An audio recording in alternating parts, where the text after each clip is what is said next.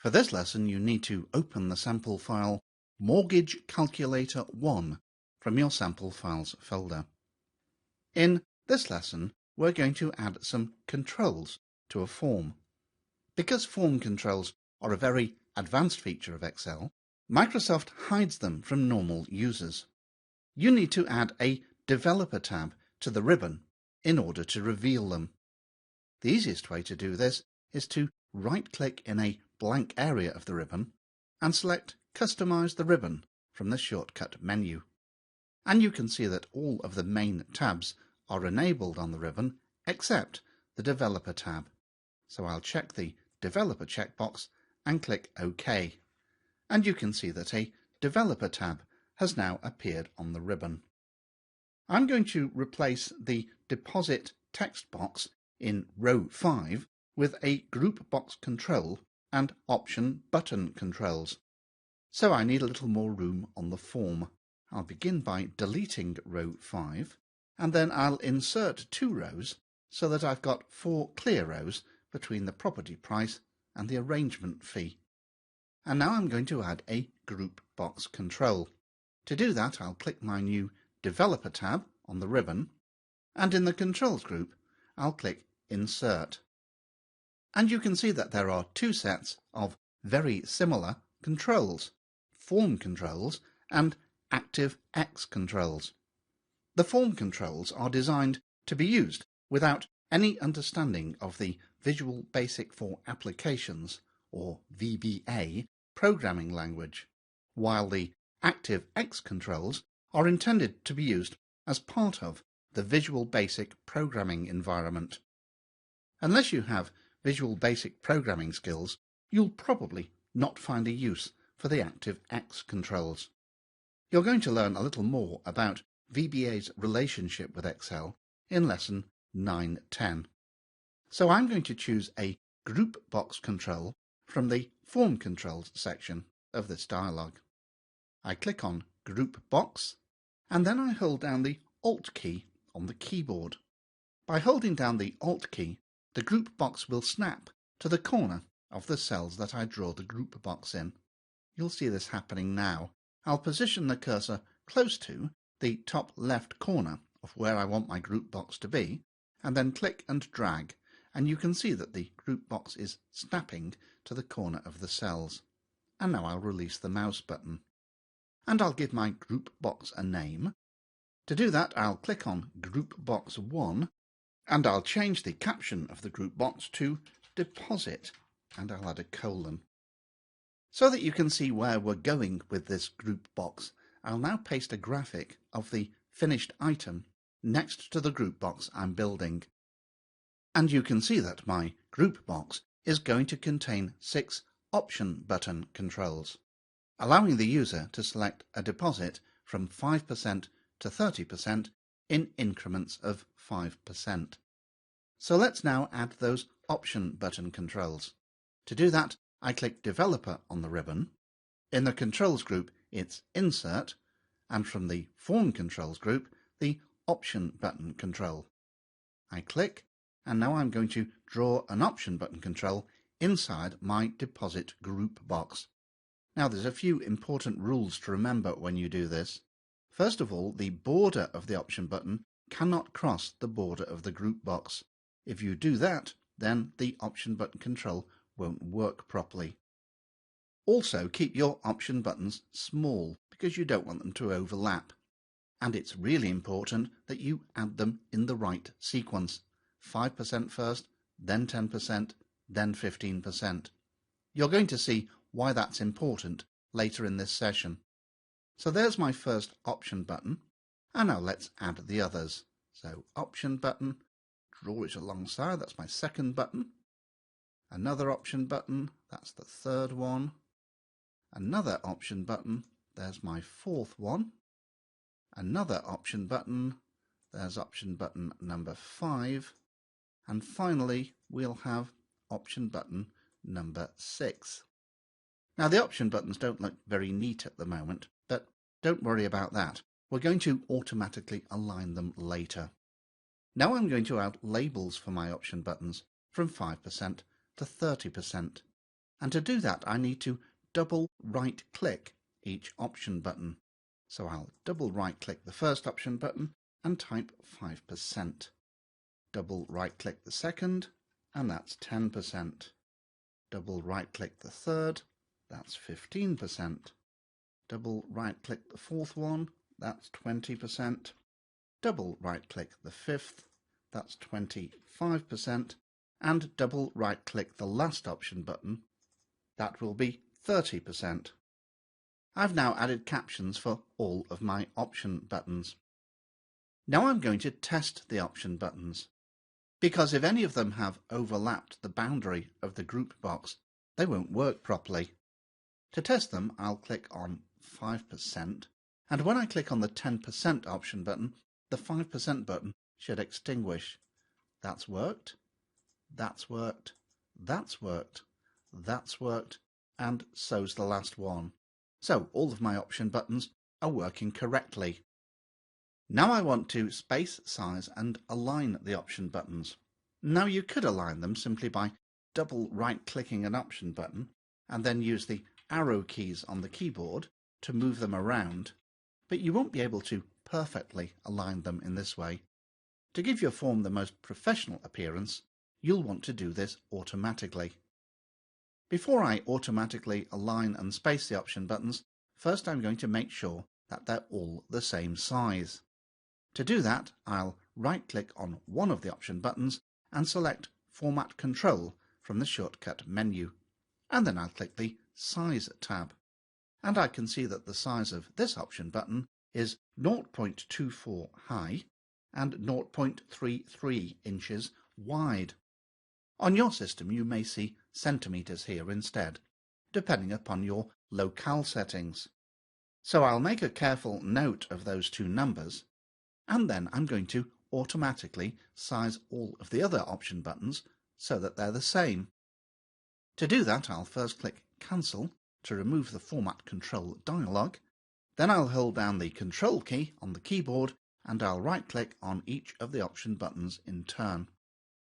Now for the sizing, I'll right-click on any of the selected option buttons, select Format Object, click on the Size tab, and for the height, I'll type in that value of 0.24 that I made a note of earlier, and you can see that in every case the widths are already 0.33 inches. When I click OK, all of the option buttons are sized to be exactly the same. Now I want to align the tops of my option buttons. To do that, I'll use the Format tab in the Drawing Tools group of the ribbon, then I'll click the Align option and Align Top. And the tops of all of the option buttons are now perfectly aligned. Now I can see that the text of the 30% option button is overspilling the side of the group box control, so I'm going to move that in a little before progressing. I'll click away from the group box control, then double right click on the 30% option button and use the left arrow on the keyboard just to move that in from the border. Now I'm going to select all of my option buttons again, so I'll hold down Control on the keyboard and right-click on each of the other buttons in turn. And now I'm going to space them perfectly, so that the gap between each option button is exactly the same. To do that, it's the Drawing Tools group and Format on the ribbon, and in the Arrange group, Align, and then Distribute horizontally. And now the option buttons are perfectly spaced and perfectly aligned. That may have seemed like rather a lot of work, but your form controls will look far more professional if you automatically align them rather than align them manually. Now I'm going to add a very similar group box and option buttons to replace the existing term box. First I need to make a lot more space, so I'll delete row 12. And then I'll insert 3 rows to replace it. I now have 5 clear rows between the interest box and the amount financed box. It might be useful at this stage to show you how the term, group box and option buttons are going to look, so I'll paste in a graphic. You can see that I'm going to add a group box control with 6 option button controls inside it. So let's begin with the group box control. That's Developer on the ribbon, in the Controls group Insert, and in the Form Controls section the Group box.